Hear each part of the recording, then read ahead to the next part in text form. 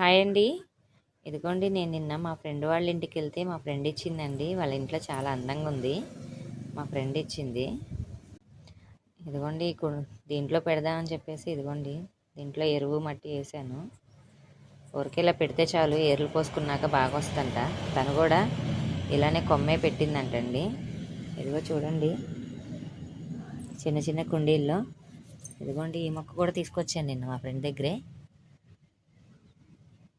ఇంకా చాలా ఇచ్చి ఇవి చూడండి, ఇవి కూడా అల్లుకుంటాయంట. చాలా బాగున్నాయి వాళ్ళ కుండీలో. నాకు కూడా నచ్చినాయి, అందుకని తీసుకొచ్చాను.